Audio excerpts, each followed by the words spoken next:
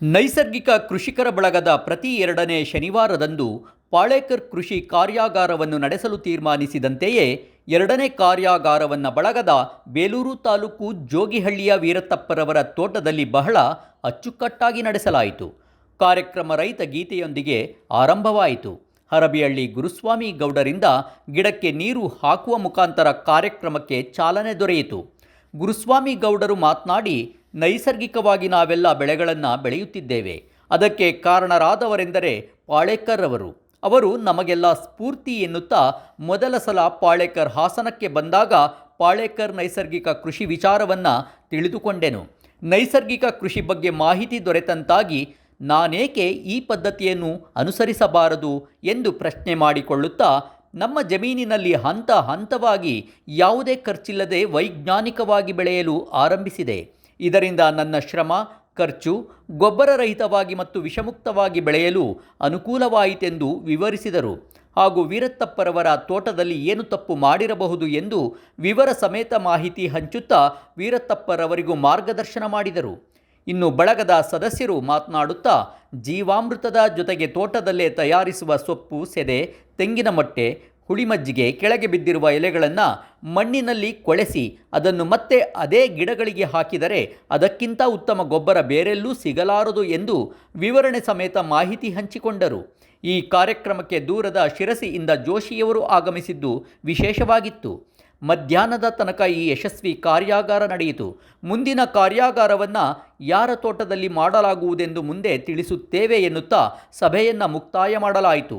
ವೀರತ್ತಪ್ಪರವರು ಮತ್ತು ಬಳಗದ ಸದಸ್ಯರು ಏನು ಮಾತನಾಡಿದ್ದಾರೆಂದು ನೋಡೋಣ ಬನ್ನಿ. ಹಾಸನ ಜಿಲ್ಲಾ ಬೇಲೂರು ತಾಲೂಕು ಹಳೇಬೀಡು ಹೋಬಳಿ ಹೆಬ್ಬಾಳ್ ಪೋಸ್ಟ್ ಜೋಗಿಹಳ್ಳಿ ಅಂತೇಳಿ ಒಂದು ಸಣ್ಣ ಗ್ರಾಮ ಇದು. ಮೊದಲನೇದು ನಾವು ಊರೊಳಗಡೆ ಇದ್ದು, ಹಾಗಾಗಿ ಊರೊಳಗೆ ಇರೋದು ಬೇಡ, ಇಲ್ಲಿ ತೋಟದಲ್ಲೇ ಮನೆ ಮಾಡಬೇಕು ಅಂತೇಳ್ಬಿಟ್ಟು 2004ರಲ್ಲಿ ನಾನು ಈ ಫ್ಲ್ಯಾಟಿಗೆ ಬಂದಿದ್ದನು. ಇವರು ನಮ್ಮ ಭಾವ, ನಮ್ಮ ಮಿಸ್ಸಸ್ ತಮ್ಮ, ಇವರು ನಮ್ಮ ಮಿಸ್ಸಸ್ಸು, ಇವರು ನಮ್ಮ ಅಣ್ಣ, ಹಿರಿಯ ಅಣ್ಣ, ನಮ್ಮ ಅತ್ತಿಗೆ, ಅವರು ನಮ್ಮ ತಂಗಿ. ನಮ್ಮದು ದೊಡ್ಡ ಕುಟುಂಬ, 30-35 ಜನ. ಚಿಕ್ಕಪ್ಪ ದೊಡ್ಡಪ್ಪ ಮಕ್ಕಳೆಲ್ಲ ಸೇರಿ ಒಂದು 30-35 ಜನ ಇದ್ದೀವಿ. ನಮ್ಮ ತಂದೆಯವರು, ಚಿಕ್ಕಪ್ಪಗಳು, ದೊಡ್ಡಪ್ಪಗಳೆಲ್ಲ ಸೇರಿ 30-35 ಜನ ಇದ್ದೀವಿ ಸರ್. ಈ ಫ್ಲ್ಯಾಟಿಗೆ ಬಂದೆ ನಾನು ಹೆಚ್ಚು ಕಮ್ಮಿ 2004ರಲ್ಲಿ ಬಂದಿದ್ದು ಈ ಫ್ಲ್ಯಾಟಿಗೆ. ಇಲ್ಲಿ ಬಂದ ಮೇಲೆ ಸ್ವಲ್ಪ ನನಗೆಲ್ಲ ಥರದ್ದು ಒಂದು ಕೆಲಸ, ಮತ್ತೊಂದು 4 ವರ್ಷ ಇಲ್ಲಿ ಬಂದು 24 ವರ್ಷ ಈಗ ಇಲ್ಲಿ ಬಂದು. ಆದರೆ ಈಗ ಮನೆ ಒಂದು ಕಡೆ, ತೋಟ ಒಂದು ಕಡೆ ಇದ್ದರೆ ರೈತ ಕೆಲಸ ಮಾಡೋಕ್ಕಾಗೋದಿಲ್ಲ. ಮನೆಯಿಂದ ಬರೋದೇ 9-10 ಗಂಟೆ ಆಗುತ್ತೆ. ಆಮೇಲೆ ಮತ್ತೆ ಜಮೀನು ಹತ್ರ ಇದ್ದುಬಿಟ್ರೆ ಇಲ್ಲ ಮನೆಗೆ ಹೋಗ್ಬಿಡ ಅಂತೇಳಿ ಒಂದು 3-4 ಗಂಟೆಗೆ ಮನೆಗೆ ಹೊರಟ್ಬಿಡ್ತಾರೆ. ಹಂಗಾಗಿ ಸಾಕಷ್ಟು ಜಮೀನು ಕಡೆ ಕೆಲಸ ಮಾಡೋಕ್ಕಾಗೋದಿಲ್ಲ.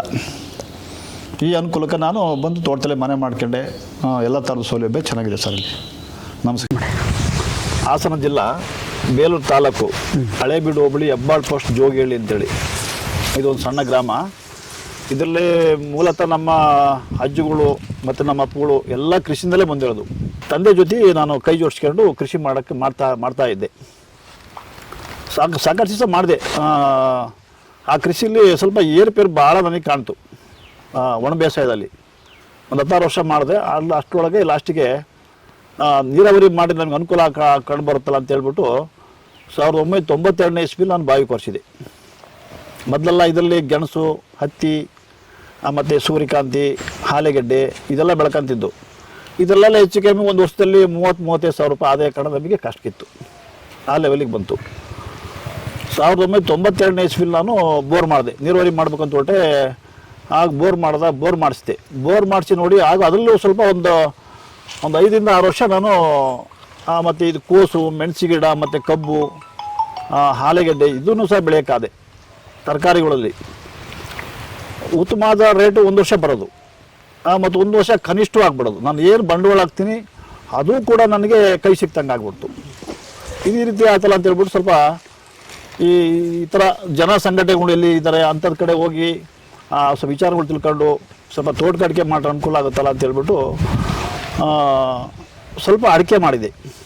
ಇದು ಫಸ್ಟ್ ಮಾಡಿದ್ದೆ ಇಷ್ಟು, ಈ ಬೋರ್ಡ್ರಿ ನಾವೇನು ಕೂತಿದ್ವಿ ಇಷ್ಟು ಯಾಕೆ ಅಡಿಕೆ ಮಾಡಿದೆ. ನಮ್ಮ ಕಡೆ ಎಲ್ಲ ಇಲ್ಲಿ ನಂದೇ ನಮ್ಮ ಏರಿಕೆ ಫಸ್ಟು ನಂದೇ ತೋಟ, ಅಡಿಕೆ ತೋಟ. ಸಾಕಷ್ಟು ಜನ ಸ್ವಲ್ಪ ಟೀಕೆ ಮಾಡೋಕ್ಕಾಗ್ಬಿಟ್ರು, ಇಲ್ಲಿ ಅಡಿಕೆ ಬರಲ್ಲ, ಇಲ್ಲಿ ತೆಂಗು ಬರಲ್ಲ, ಇದೆಲ್ಲ ಸಂಗ್ರಪಟ್ಟಣ, ಐನಕೆರೆ, ಕಳಸಾಪುರ ಸೈಡ್ ಬರುತ್ತೆ ತೋಟ, ಇಲ್ಲಿ ಬರಲ್ಲ ಅಂತ ಹೇಳ್ಬಿಟ್ಟು 1 ವರ್ಷಕ್ಕೆ ಸಸಿ ಬೆಳ್ಕೊಂಡೆ ನಾನೇ. ಇವತ್ತು ಯಾವುದೇ ಮರ ಗಿಡ ಮಾಡಲಿ ನಾನು ₹1 ಬಂಡವಾಳ ಹಾಕಿಲ್ಲ, ಎಲ್ಲ ನನ್ನ ಸ್ವಂತ, ಇದು ಸ್ವಂತ ಅನುಭವದಲ್ಲಿ ಮಾಡಿರೋದು. ಆ ಸಸಿ ಬೆಳೆದು ಒಂದು ವರ್ಷದ ಸಸಿನ ನಟ್ಬಿಟ್ಟಿದ್ದಕ್ಕೆ ಸಸಿ ನಟ್ಬಿಟ್ಟು ಅದರೊಳಗೆ ಕೋಸ್ ಮಾಡಿದೆ. ಈಗೇನು ನಮ್ಮ ಕಡೆ ಎಲ್ಲ ಅಡಿಕೆ ಹಾಕ್ಬಿಟ್ಟು ಅದರೊಳಗೆ ಶುಂಠಿ ಮತ್ತೊಂದು ಮಾಡ್ತಾರಲ್ಲ, ಹಂಗೆ ಕೋಸು ಅಡಿಕೆ ಹಾಕ್ಬಿಟ್ಟು ಕೋಸ್ ನಟ್ಟೆ. ಕೋಸಲ್ಲಿ ನನಗಂತೇನು ಉತ್ತಮವಾಗೇನು ನನಗೆ ಬೆಲೆ ಸಿಕ್ಕಲಿಲ್ಲ. ಅಡಿಕೆ ತುಂಬ ಚೆನ್ನಾಗಿ ಬಂತು ಆ ಕೋಸು ಹಾಕಿದ ಹೊಲದಲ್ಲಿ, ಯಾಕೆಂದರೆ ಸಾಕಷ್ಟು ಗೊಬ್ಬರ ಸುರಿತಿದ್ವಲ್ಲ. ಈಗೇನು ಶುಂಠಿ ಮಾಡಿ ಅಡಿಕೆ ಹಾಕಿದ್ದು ನೋಡಿ 1 ವರ್ಷದ ಗಿಡ 2 ವರ್ಷದ ಗಿಡದಂಗೆ ಕಾಣ್ತವೆ, ಆ ರೀತಿ ಬಂತು. ಒಂದು 3.5-4 ವರ್ಷ ಅನ್ಕೊಳ್ಳಿ, 4 ವರ್ಷಕ್ಕೆ ಅಡಿಕೆ ಇದರಲ್ಲಿ ಒಂಬಳೆ ಕಾಣ್ತು. 4 ವರ್ಷಕ್ಕೆ 9 kg. ನಮ್ಮ ತಾಯಿ ನಾನು ಇಬ್ಬರು ಸೇರಿ ಇದನ್ನು ಕುಯ್ದು ಇಷ್ಟೇ ಒಂಬಳೆ. ನಮ್ಮ ತಾಯಿ ನಾನು ಇಬ್ಬರು ಕುಯ್ದು ಅದನ್ನು ಸುರಿಯೋಕ್ಕೆ ಗೊತ್ತಿಲ್ಲ, ಬೇಸಕ್ಕೆ ಗೊತ್ತಿಲ್ಲ. ಅನುಭವ ತರದಕ್ಕೆ ಹೋಗ್ಬಿಟ್ಟು ಅದು ಹೆಂಗೆ ಬೇಸೋದು ಹೆಂಗೆ ಸುರಿಯೋದೆಲ್ಲ ಕೇಳ್ಕೊಂಬಿಟ್ಟು ಅದನ್ನು 9 kg ಎಲ್ಲ ಕುಯ್ದು ಮಾಡೆಲ್ಲ ಬೇಯಿಸಿ ಒಣಗಿಸಿ ಜಾಗ ಸಂತೆ ತೊಗೊಂಡೋಗಿ ಅದು ಮಾರಿ ಬಂದೆ. ₹130 ರೇಟ್ ಹೋಗುತ್ತೆ 1 kgಗೆ. 9 kg ಆಯಿತು. 5ನೇ ವರ್ಷಕ್ಕೆ ₹80,000 ಹೋಯ್ತಿದ್ದು. 5ನೇ ವರ್ಷಕ್ಕೆ 80,000. ಇವತ್ತು 6 ವರ್ಷ 7 ವರ್ಷ ಬೇಕು ಅಂತಲ್ಲ, 5ನೇ ವರ್ಷಕ್ಕೆ ನಾನು ಇದು 80,000 ಕೊಟ್ಟೆ. 5 ವರ್ಷಕ್ಕೆ. 6 ವರ್ಷಕ್ಕೆ 1.20 ಕಣೆ 1.30 ಹೋಯ್ತು. ಈ ಥರದಲ್ಲಿ ಅನುಕೂಲ ಕಂಡು ಬಂತಲ್ಲ. ನಾನು ಯಾಕೆ ಇದೆಲ್ಲ ಈ ತರಕಾರಿ ಮತ್ತೊಂದು ಯಾಕೆ ಬೆಳೆದು ನಾನು ಭಾಳ ಯಾಕೆ ನನಗೆ ಭಾಳ ಶ್ರಮ ಆಗೋದು. ನಾನು ಒಬ್ಬನೇ ಮಗ. ಆಮೇಲೆ ಸಾಕಷ್ಟು ಗೊಬ್ಬರ ಹಾಕಬೇಕಾಗಿತ್ತು, ಫ್ರೇಮ್ ಮಾಡಬೇಕಾಗಿತ್ತು. ಇದನ್ನು ಬಿಟ್ಬಿಡೋಣ, ನಾನು ಆರ್ಗ್ಯಾನಿಕ್ಕಾಗಲ್ಲಿ ನಾನು ತೋಟ ಬೆಳಿಬೇಕು ಅಂತ ಹೇಳ್ಬಿಟ್ಟು ಬ್ಯಾಚ್ ಮಾಡ್ಕೊಂಬಂದೆ. ಇದನ್ನು ಒಂದು ಸರಿ ಮಾಡಿದ ತೋಟ ಅಲ್ಲ, ನಿಮಗೆಲ್ಲರಿಗೂ ಗೊತ್ತಾಗುತ್ತೆ, ನಮ್ಮ ರೈತರುಗಳು ಎಲ್ಲ ಗೊತ್ತಾಗುತ್ತೆ. ಇಲ್ಲಿಂದ ಶುರು ಮಾಡಿದೆ, ಲಾಸ್ಟ್ ತನಕಲ್ಲೂ ಒಂದು 4-5 ವರ್ಷಕ್ಕೆ ಇದನ್ನು ಒಂದು ಕಡೆಯಿಂದ ತೋಟ ಮಾಡ್ಕೊಂಬಂದೆ. ಹಂಗಾಗಿ ಈಗ ಅವತ್ತಿನ ಕೃಷಿಗೂ ಇವತ್ತಿನ ಕೃಷಿಗೂ ನನಗೆ ಗುರುಗಳ ಇದು 3.5 ಎಕರೆ, ಇದು ಒಂದು 5.5 ಎಕರೆ ಮಾವಿನ ತೋಟ ಮಾಡಿದ್ದೀನಿ. ಅದು ಮಾವಿನ ತೋಟನೂ ನಾನು ಯಾವುದೇ ನರ್ಸರಿಗೆ ಹೋಗಿ ಗಿಡ ಕೊಂಡ್ಕೊಂಬಂದಿಲ್ಲ, ಬಂಡವಾಳ ಹಾಕಿಲ್ಲ. ಅದು ನನ್ನ ಶ್ರಮ. ನಾಟಿ ಗಿಡದು ಹಳಮರ ಇರ್ತದೆ ನೋಡಿ, ಅದ್ರದ್ದು ನಾಟಿ ವಾಟೆನ ಹಾಕ್ಕೊಂಬಂದು ಅದನ್ನು ನಾನು ಬೆಳೆಸಿ 1 ವರ್ಷ ನರ್ಸರಿಲಿ ಬೆಳೆಸಿದೆ. ಮತ್ತು ತಿರ್ಗಾ ವರ್ಷ ಮತ್ತು ಇನ್ನೊಂದು ವರ್ಷ ತೊಗೊಂಡೋಗಿ ಡೈರೆಕ್ಟ್ ನಾಟಿ ಗಿಡನೇ ಜಮೀನಿಗೆ ಹಾಕ್ಸ್ಬಿಟ್ಟೆ. 3 ಅಡಿ ಗುಂಡಿ ಮಾಡಿಸಿ ಅದಕ್ಕೆ ಮಣ್ಣು ತುಂಬಿಸಿ. ನಮ್ಮ ಸುತ್ತಮುತ್ತ ಎಲ್ಲ ನಮ್ಮ ಗುರುಗಳಿದಾರಲ್ಲ, ನಮ್ಮ ಗುರುಗಳಿದಾರ ಮಾಸ್ಟರ್ ಅವ್ರ ಪಕ್ಕದಲ್ಲೇ ನಮ್ಮದು ತೋಟ ಬರುತ್ತೆ. ಇದೇನು ಇವನು ಬರೀ ನಾಟಿ ಗಿಡ ನಟ್ಬಿಟ್ಟಲ್ಲ ಅಂತೆಲ್ಲ ಒಂಥರ ಟೀಕೆ ಮಾಡ್ತಿದ್ರು. ಅದನ್ನು 2 ವರ್ಷ ಅಲ್ಲೇ ಬಿಟ್ಬಿಟ್ಟಿದ್ದೆ. ಅದು ಯಾಕೆ 2 ವರ್ಷ ಬಿಟ್ಟೆ ಅಂದರೆ, ನಾನು ಕೆಲವೊಂದು ತೋಟ ನೋಡಿದ್ದೆ.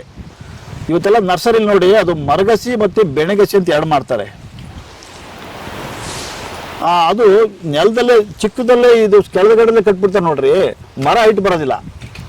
4-5 ವರ್ಷಕ್ಕೆ ಸುತ್ತ ಮರ ಕೊಂಬೆ ನೆಲಕ್ಕೆ ಕೂಡುತ್ತೆ. ಅದು ರೌಂಡ್ಗೆ ಮರನ ಹೈಟ್ ಬೆಳ್ಕೊಬೇಕು. ಹೈಟ್ ಬೆಳ್ಕೊಂಡ್ರೆ ಆ ಕಾಯಿಗಳು ನೆಲಕ್ಕೆ ಕೂರೋದಿಲ್ಲ, ಕಾಯಿ ಫೇಲ್ ಆಗೋದಿಲ್ಲ, ಕಾಯಿಗಳು ಫೇಲ್ ಆಗೋದಿಲ್ಲ. ಆ ಥರದಲ್ಲಿ ನಾನು ಒಂದು ಈ 4 ಅಡಿ ಹೈಟಿಗೆ ಅದನ್ನು ಗಿಡ ಬೆಳೆದು ಅಲ್ಲಿಗೆ ಒಳ್ಳೆಯದು ಬಾದಾಮಿ ಮರ ಯಾವುದು ಫ್ಲಾಟ್ ಇದೆ ಅದನ್ನು ಆಯ್ಕೆ ಮಾಡಿ ಅಲ್ಲೇ ಕಡ್ಡಿ ತಂದುಬಿಟ್ಟು ಅದಕ್ಕೆ ನಾನು ಕ್ರಾಸಿಂಗ್ ಮಾಡಿಸಿದ್ದು. ಆ ಬಾದಾಮಿ ಕಡ್ಡಿನ ನಾಟಿ ಅದನ್ನು ಕ್ರಾಸಿಂಗ್ ಮಾಡಿಸಿದ್ದು 4 ವರ್ಷಕ್ಕೆ ನಾನು 2,70,000 ಕೊಟ್ಟೆ 3 ಬೆಳೆ ಕುಯ್ಕೊಳಕ್ಕೆ. 2,70,000 3 ಬೆಳೆ. ಇಲ್ಲೇ ಕಕ್ಕೇಳಿ ಅನ್ವರ್ ಸಾಬ್ರು ಅಂತೇಳಿ ನಿಮ್ಮವರೇ, ಹಾಸನ, ಹೌದು, ಅನ್ವರ್ ಸಾಬ್ರಿಗೆ 3 ಬೆಳೆ ಕುಯ್ಕೊಳೋದು. 4 ವರ್ಷದ ಮರನ 2,70,000 ಕೊಟ್ಟಿದ್ದು ಅದನ್ನು. ಇವತ್ತು ಅದರ ಬೆಲೆ 1 ವರ್ಷಕ್ಕೆ 3 ಲಕ್ಷಕ್ಕೆ ಹೋಗ್ತಾಯಿದೆ. ಅದು ಸ್ವಂತ ಕಸಬು. ಇವತ್ತು ನಮ್ಮ ರೈತ ಏನು ಮಾಡ್ತಾನೆ ಅಂದರೆ, ಜೇಬಲ್ಲಿ ದುಡ್ಡು ತೊಗೊಂಡೋಗ್ಬಿಟ್ಟು ನರ್ಸರಿ ಆಗಲಿ ಮತ್ತೊಂದಾಗಲಿ ಎಲ್ಲೋ ಹೋಗಿ ತೊಗೊಂಬಂದ್ಬಿಟ್ಟು ಗಿಡ ನಾಟಿ ಮಾಡ್ತಾರೆ. ಅವನು ಸಾಲವಂತಾನೆ. ಈಗ ನಾವು ತೋಟ ಮಾಡಬೇಕು ಅಂದ್ರೆ ಇಲ್ಲ ಒಂದು ಬ್ಯಾಂಕಲ್ಲೋ ಮತ್ತೊಂದು ಇನ್ನೊಬ್ಬತ್ತಲ್ಲೋ ಬಡ್ಡಿಲೋ ತೊಗೊಂಬಂದು ಸಾಲ ಮಾಡ್ತಾನೆ. ಈ ತೋಟಗಾರಿಕೆ ಮಾಡೋರು ಸಾಲ ಮಾಡ್ಬೇಕಂತ ಅವಶ್ಯಕತೆ ಇಲ್ಲ. ನಮ್ಮ ನಮ್ಮ ಶ್ರಮ ಒಂದು ಸಾಕಿದು. ಶ್ರಮ ಮತ್ತು ಬುದ್ಧಿವಂತಿಕೆ ಇದ್ದರೆ ಹಣ ಖರ್ಚು ಮಾಡಿದ್ರೆ ತೋಟ ಬೆಳಿಬೋದು. ಇಷ್ಟು ತೋಟ ಮಾಡಿದ್ದೀನಿ ನೋಡಿ. ಇಷ್ಟು ತೋಟಕ್ಕೆ ನಂದು 10 ರೂಪಾಯಿ ನಾನು ಬಂಡವಾಳ ಹಾಕಿಲ್ಲ. ಈ ಕೆಳಗಡೆ ಎಲ್ಲ ಮಾಡಿದ್ದು. ಈಗ ಇಲ್ಲಿ ಹಳೇಬೀಡು ಹತ್ರ ಬರುತ್ತೆ, ಚಿನ್ನಕನಹಳ್ಳಿ, ಕ್ಯಾತ್ಲಾಪುರ, ಪನ್ನಾಪುರ, ಅಲ್ಲಿ ಎಲ್ಲ ಹೋಗ್ಬಿಟ್ಟು ಯಾವ ಹಳೆ ತೋಟ ಇದೆ, ಆ ಫಸಲು ಹೆಂಗೆ, ಆ ಮರ ಆರೋಗ್ಯ ಹೆಂಗಿದೆ, ನೀವೆಂದು ಅದನ್ನು ಅಡಕೆ ಕೂಯಿಸ್ತೀರಾ, ಅದೆಲ್ಲ ಅವ್ರ ಮಾಹಿತಿ ತಿಳ್ಕೊಂಡು ಅವ್ರ ನಂಬರ್ ತೊಗೊಂಬಂದು ಅಲ್ಲಿಂದಲೇ ಗೋಟ್ ತೊಗೊಂಬಂದಿದ್ದೀನಿ. ಗೋಟ್ ತೊಗೊಂಬಂದು ಇದೆಲ್ಲ ಸೊಸಿ ಮಾಡಿರೋದು ಗುರುಗಳೇ ಈ ಥರದಲ್ಲಿ. ಅವತ್ತು ನಾನು ಏನು ಇತರೆ ಬೆಳೆ ಬೆಳೀತಿದ್ದೆ, ಅವತ್ತು ಸ್ವಲ್ಪ ನಾನು ಸಾಲದಲ್ಲೇ ಇದ್ದೆ. ನಮ್ಮ ತಂದೆಯರು ಸಾಲದಾಗಿದ್ದರು. ನನಗೆ ಸ್ವಲ್ಪ ದಿವಸದಲ್ಲೇ ನನಗೆ ಹೊರ ಬಿಟ್ಬಿಟ್ರು ನಮ್ಮ ತಂದೆ. ಅವತ್ತು ಸ್ವಲ್ಪ ನಾನು ಸಾಲ ಮಾಡಿದ್ದೆ ಬೇರೆ ಬೇರೆ ಬೆಳಿಬೇಕಾದ್ರೆ. ನಾನು ತೋಟಗಾರಿಕೆ ಬಂದಮೇಲೆ ಆ ಸಾಲ ಅನ್ನೋ ಪದನೇ ಇಲ್ಲ ಬಿಡಿ. ಸಾಲ ಅನ್ನೋ ಪದನೇ ಇಲ್ಲ. ಈ ಫ್ಲ್ಯಾಟಲ್ಲಿ ವರ್ಷಕ್ಕೊಂದು ಒಂದು 8.5 ರಿಂದ 9 ಲಕ್ಷ ರೂಪಾಯಿ ಇಷ್ಟು ಫ್ಲ್ಯಾಟಾಗಿ ಆಗ್ತಿದ್ದೆ ನನಗೆ ಇವತ್ತು. ಅವತ್ತು ನಮ್ಮ ತಂದೆ ಕಾಲ ತೆಗೆದು 30 ರಿಂದ 35 ಸಾವಿರ ಆದಾಯ. ಒಂದು 40 ಸಾವಿರ ಆದರೆ ಎಷ್ಟು ಬಿಡಿಯೋದು. ಇವತ್ತು ಒಂದು 8.5 ರಿಂದ 9 ಲಕ್ಷ ಆದಾಯ. ಅವತ್ತು ನನ್ನ ಅನಿಸಿಕೆಯಲ್ಲಿ ನಾನೇ 30 ರಿಂದ 35 ಚೀಲ ಗೊಬ್ಬರ ತರ್ತಿದ್ದೆ. ನಮ್ಮ ಹೆಬ್ಬಾಳಲ್ಲಿ ಅಂಗಡಿ ಇತ್ತು. ನನಗೆ ಆ ಹುಡುಗನಲ್ಲಿ ನನಗೆ ಸ್ವಲ್ಪ ಅವತ್ತು ಜನ ಅಷ್ಟು ನಂಬಿಕೆ ಇತ್ತು. ಇವತ್ತು ಹೆಂಗೋ ಅವತ್ತು ಹಂಗೆ ಇದ್ರು. ಶಿಸ್ತು ವ್ಯವಹಾರದಲ್ಲಿ ಆಗಲಿ, ಶಿಸ್ತು ದುಡ್ಡು ಕಾಸಲ್ಲಾಗಲಿ. ದುಡ್ಡು ಇಲ್ಲದಿದ್ರು ಕೂಡ ಗೊಬ್ಬರ ಕಳಿಸ್ಬಿಡೋರು. ಇಲ್ಲ ಅವನು ಬೆಳೆ ಬಂದ್ಮೇಲೆ ಕೊಡ್ತಾರೆ ಅಂತ ಹೇಳ್ಬಿಟ್ಟು 35 ರಿಂದ 35 ಚೀಲ ಗೊಬ್ಬರ ಹಾಕ್ತಿದ್ದೆ.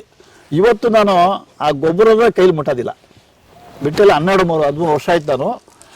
ಅದು ನಮಗೆ ಎಷ್ಟು ಸೇವ್ ಆಯ್ತು ನೋಡಿ. ಗೊಬ್ಬರ ಬಿಟ್ಟಿದ್ದು ಎಷ್ಟು ಸೇವ್ ಆಯಿತು. ಈ ಭೂಮಿ ತಾಯಿ ಸುಧಾರಣೆ ಎಷ್ಟಾಯಿತು.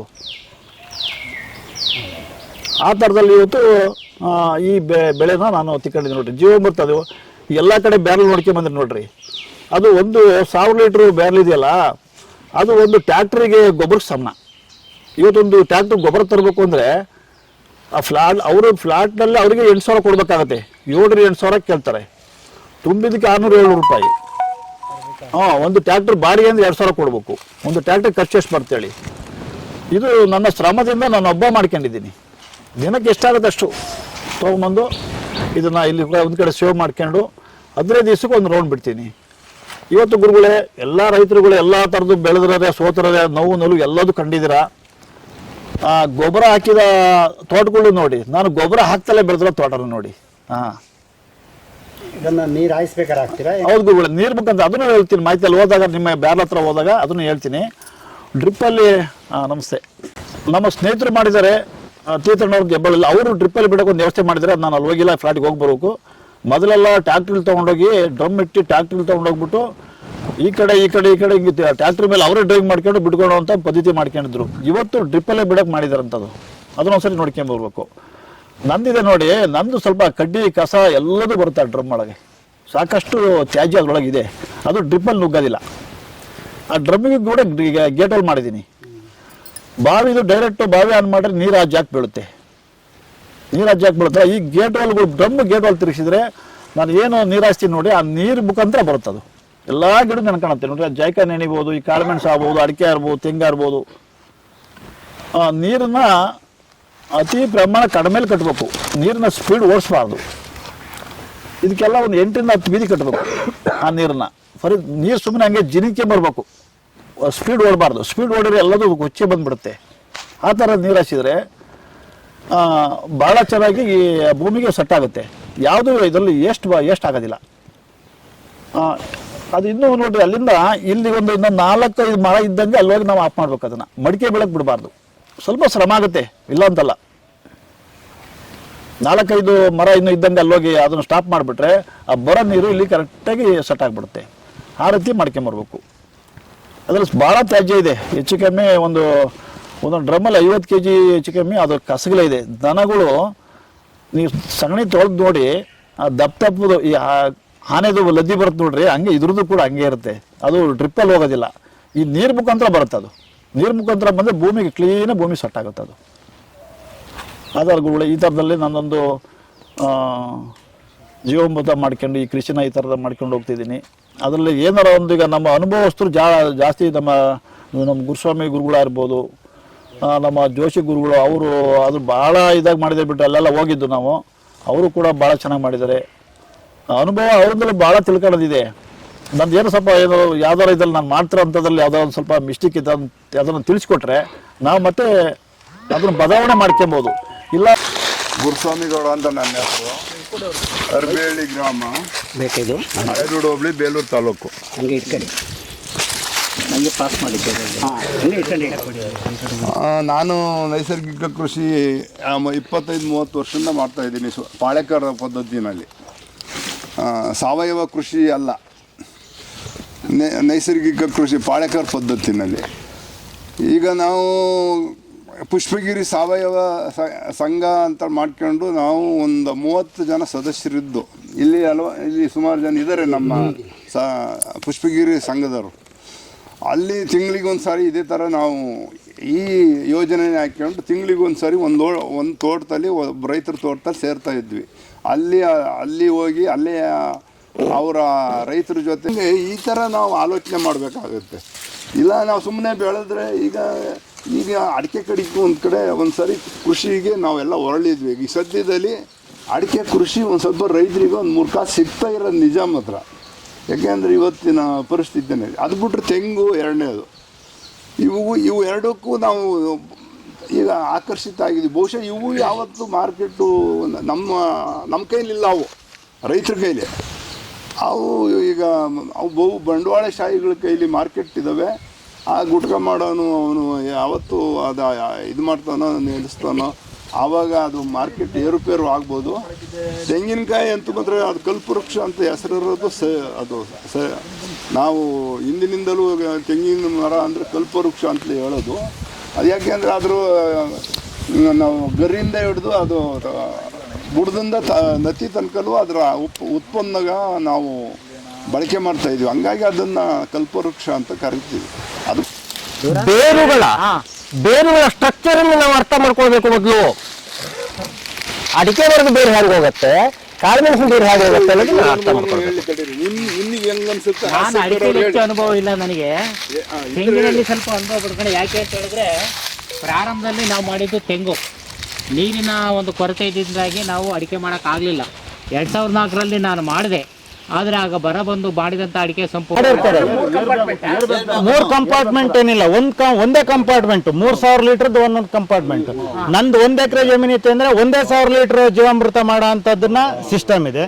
ನನ್ ಸ್ವಲ್ಪ ಜಾಸ್ತಿ ತೋಟ ಇರೋದ್ರಿಂದ ನಾನು ಜಾಸ್ತಿ ದೊಡ್ಡದನ್ನ ಮಾಡ್ಕೊಂಡೆ. ಅದು ಪ್ರತಿ ದಿವಸ 100 ಲೀಟರ್ ಈ ಕಡೆ ಕದ್ರಿ ಬಿಟ್ರೆ ಪ್ರತಿ ದಿವಸ 100 ಲೀಟರ್ ಆ ಕಡೆ ಜೀವಾಮೃತ ಬರ್ತೈತಿ. ಅದು ವಾರಕ್ಕೊಂದು ದಿವಸ ಅಂತೇನಿಲ್ಲ.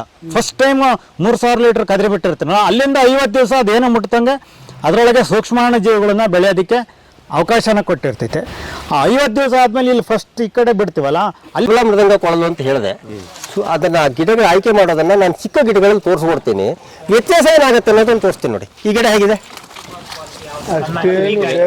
ಖುಷಿಯಾಗಿಲ್ಲ ಆ ಗಿಡ ಹೇಗಿದೆ, ಚೆನ್ನಾಗಿದೆ. ಈ ಗಿಡ ಹೇಗಿದೆ ಅದಕ್ಕಿಂತ ಸೆಕೆಂಡ್ ಥರ್ಡ್ ಅಲ್ವಾ? ಹಾಗಾದ್ರೆ ಇದು ಯಾಕೆ ಹೀಗಾಯ್ತು? ಇದರಲ್ಲಿ ಏನೋ ಕೊರತೆ ಇದೆ.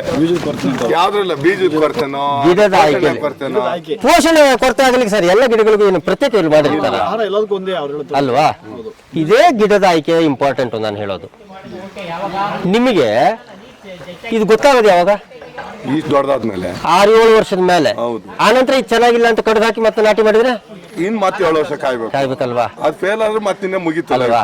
ಅದ್ರ ಬದಲಿಗೆ ಸಣ್ಣ ಗಿಡ ಇದ್ದಾಗಲೇ ಆಯ್ಕೆ ಮಾಡ್ಕೊಳ್ಳಿ. ಆ ಮಾಡೋ ವಿಧಾನ ಕಲ್ಸ್ಕೊಡ್ತೇನೆ. ಅದು ಇಂಪಾರ್ಟೆಂಟ್. ನಾನು ಅದನ್ನ ಕೇವಲ ಬಾಯಲ್ಲಿ ಹೇಳಿದ್ರೆ ನಿಮ್ಗೆ ಗೊತ್ತಾಗಲ್ಲ.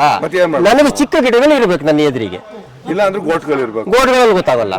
ಚಿಕ್ಕ ಗಿಡ, ಈ ಹೈಟಿನ ಗಿಡ, 2 ವರ್ಷದ ಗಿಡ ಇದ್ರೆ ಸರ್ ನೀವೇನೇ ಅನುಭವಶಾಲಿಗಳು. ಈಗ ನಾನು ಮುಂದಿನ ವರ್ಷಕ್ಕೆ ಮುಂಗಾರಿ ಅಡಿಕೆ ನೋಡ್ಬೇಕು.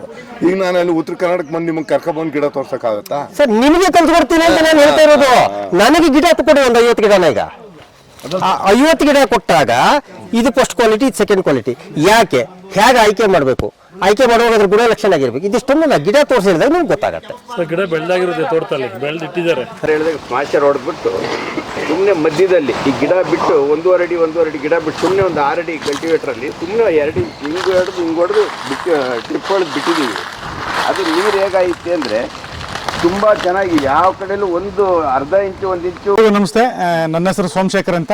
ನಾನು ಇದೇ ಬೇಲೂರು ತಾಲೂಕಿನ ನೆಟ್ಸರ್ಫ್ ಕಂಪ್ನಿ ಡಿಸ್ಟ್ರಿಬ್ಯೂಟರ್ಗೆ ನಾನು ಬಂದಿದ್ದೀನಿ. ಸ್ವಲ್ಪ ನಾವು ನೈಸರ್ಗಿಕ ಕೃಷಿ ಇದಕ್ಕೆ ಸ್ವಲ್ಪ ಲೇಟ್ ಆಯಿತು ಬಂದಿದ್ದು.